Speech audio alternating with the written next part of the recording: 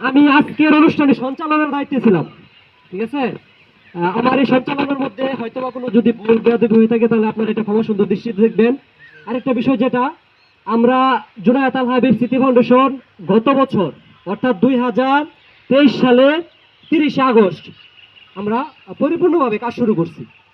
এখন পর্যন্ত কিন্তু আমাদের কোনো স্থায়ী কার্যালয় নেই, আমরা অস্থায়ীভাবে কার্যক্রম পরিচালনা করতেছি এবং আমরা অচিরেই আগামী 2 থেকে 2.5 বছরের ভিতরে আমরা একটা স্থায়ী কার্যালয় স্থাপনের চিন্তা ভাবনা করতেছি, যেখানে যে তোমরা যে বসতেছো তোমাদের বসার জন্য চেয়ারের ব্যবস্থা থাকবে, আমাদের জন্য ডেস্ক থাকবে, সামনে এরকম থাকবে, হ্যাঁ, সাউন্ড সিস্টেম থাকবে, সব ধরনের সুযোগ সুবিধা সম্বলিত আমরা করতে চাইতেছি। এর জন্য কি দরকার? এর জন্য কিছু অর্থ দরকার। তোমরা অর্থ দিতে পারবা না, তোমরা কি করতে পারবা? দোয়া করে আমাদেরকে সাহায্য করতে পারবে। তোমরা দোয়া করবা আল্লাহর কাছে, যে তোমরা কোরআনের হাফেজ হইতেছো, তোমরা দোয়া করবা আমাদের জন্য, যাতে আমরা এই ফাউন্ডেশনটা উত্তর আগায় নিয়ে যেতে পারি সামনের দিকে। আর ছাত্র শিক্ষার্থী যারা আছে তারা আমরা কিন্তু অযথাভাবে আমরা সময় নষ্ট করি, অযথাভাবে মোবাইলের পিছনে সময় নষ্ট করতেছি।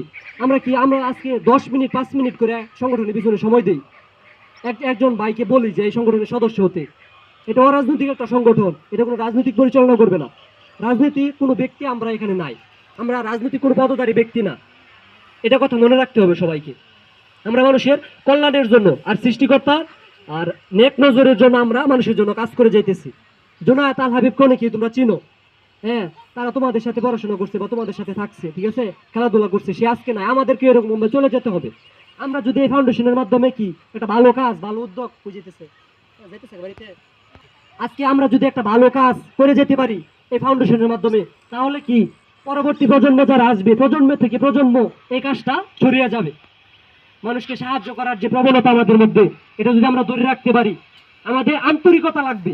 এই কাজের জন্য কি লাগবে? আমাদের আন্তরিকতা লাগবে। আমরা যদি আন্তরিক হই কাজের প্রতি, তাহলে অবশ্যই একদিন আমরা কি এই ফাউন্ডেশনকে নিয়ে উপরের দিকে আগায় যাব, সামনের দিকে চলে যাব। এটা তোমাদেরকে মনে রাখতে হবে। আর তোমরা মাদ্রাসা শিক্ষার্থী যারা আছো, তোমাদের উদ্দেশ্যে একটা কথা বলতে চাই, আমাদের ইতিহাস সম্বন্ধে জানতে হবে। তোমরা মাদ্রাসা শিক্ষার পাশাপাশি তোমরা দেশের ইতিহাস সম্পর্কে, আন্তর্জাতিক ইতিহাস সম্বন্ধে, মুসলিম বিশ্বের ইতিহাস সম্বন্ধে, হ্যাঁ, তোমরা জ্ঞান অন্বেষণ করবে। তোমাদের এখানে একটা লাইব্রেরি আছে, লাইব্রেরিতে বই আছে। তোমরা অযথা খেলাধুলার মধ্যে সময় নষ্ট না করে তোমরা কি করবা? খেলাধুলা যে জায়গায় 1 ঘন্টা করা দরকার ছিল, তোমরা কি করবা? 20 মিনিট খেলাধুলা